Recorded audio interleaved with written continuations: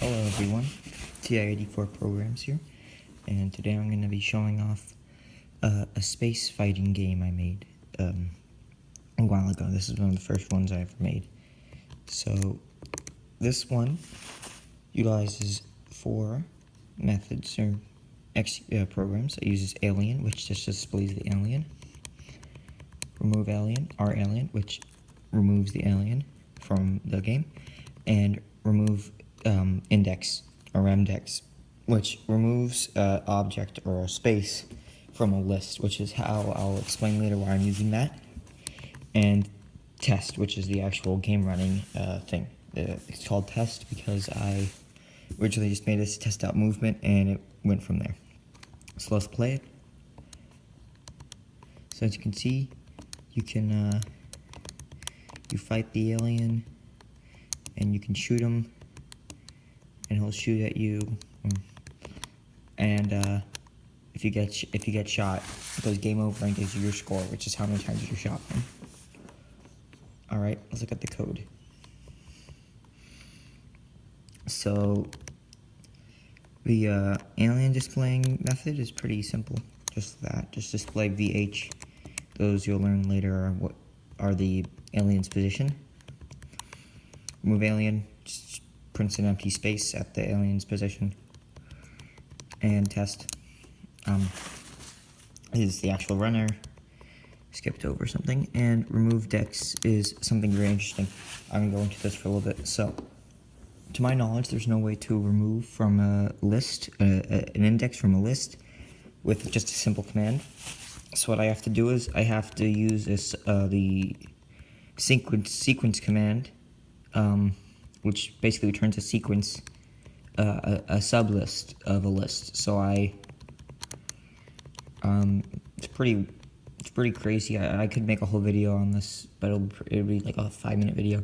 But just know that it removes at a certain location. Yep, and that's basically it. It makes sense, you know. You sequence through, you cut out the first index, or you add you use an append augment method that sequences together 2 sequences of two parts of a list. I could make a video over that if anyone cares, but I think this is the main one, is the test. So, as you can see, I start out with the basic, go to classic mode for speed, clear home, but then I use clear all lists, which is important because I'm using a list to record the positions of all of the bullets I'm shooting. Then do 0 is equal to S. You'll learn what S is later. That's the score. Why am I saying that? 2 is X, 4 is Y. Those are obviously the positions of the spaceship. 12 is to H, 4 is to V. Those are the horizontal and vertical positions of the alien. And 4 is to C. That is a count I use to increment every run to the while loop that I use to run. 1 every time that C modulo 4, or C is an increment of 4, it will move the alien because I didn't want it moving too fast. Then I is the variable that, K is the key input, I forgot about that. I is the variable that I used to represent the size of the list, even though I know there is such thing as DIM, and I use it here. I'll just have that here just in case. I don't know why I did that. Here I'm doing this because you can't actually add to a list the way I do it initially. If you it will cause an error unless you set its length to 0. Otherwise, trying to add to a list through a program that's not been like initialized will throw an error. So then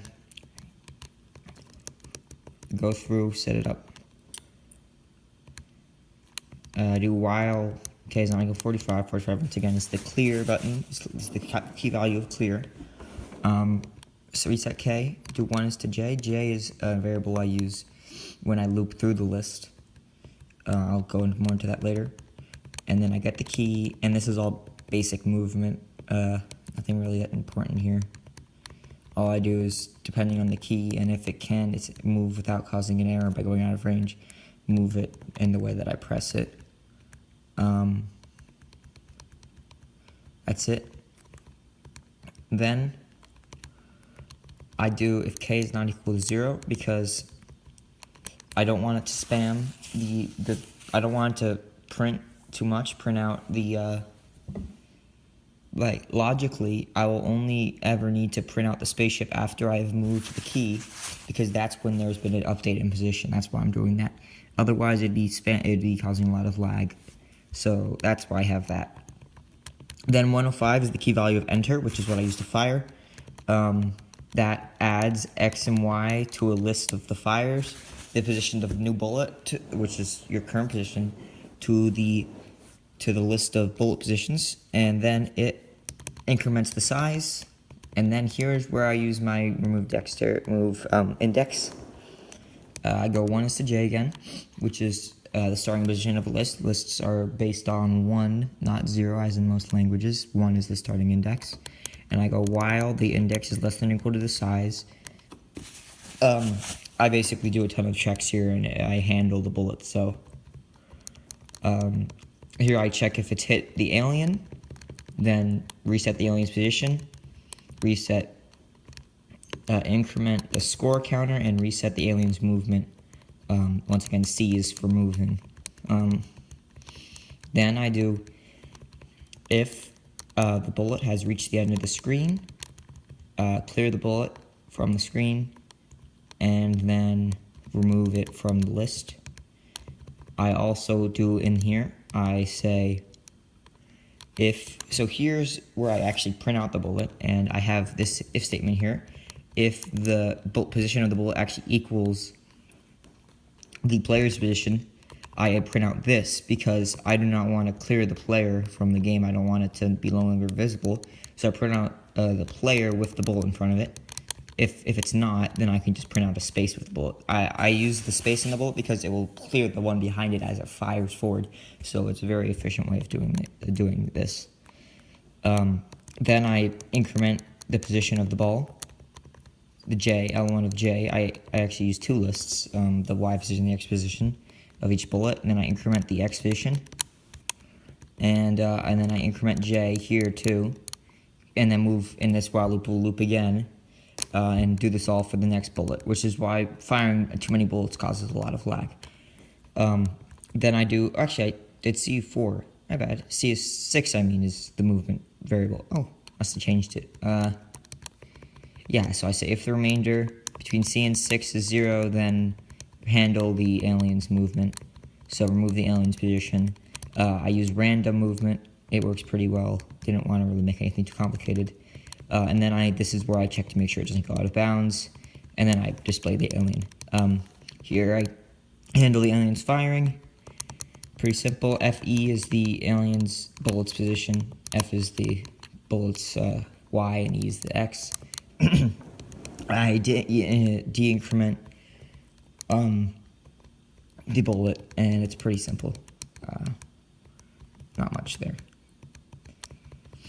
I should go over it though. So, it makes sense. It just makes it go to the left. It just de-increments the H until it reaches this end of the screen, and then it removes it from the game, and then the alien fires again. So basically, the alien only fires once the bullet has reached the end. It's pretty simple. I don't want to go over that. Here I go if the alien's bullet equals the player's position. Game over, display the score, and then stop the program. Otherwise, increment C, which is, remember, checking if the alien can move. And then after this is actually what I do if I want to end the game. I go clear all this, and I go back to math print, because that's I like using math print more when I'm doing actual calculations, but classic's also pretty fun sometimes. So yeah, here we go. Sorry if this was a little jumbled, I'm a little tired today. Let's just end it. Oh no, I died. I'm not very good at this. Yeah, so I'll just show off what the lag that can be caused by spamming the bullets here. See how slow I can barely move. And then as soon as they're all gone, oh, lucky, I can move really fast again. So, yeah, this is one of my first programs I ever made, so sorry if I don't remember a lot. I mean, I remember a lot of this stuff, but some I'm a little rusty on. Thank you all for watching. Thanks for any advice you guys leave. Once again, I'm going to go through all the programs I have in case anyone wants to see any of them. If any of them look interesting, just leave a comment telling me which one you want me to go over. And I will probably be going over a tic-tac-toe game, pretty simple, I made, next video. Thanks for watching.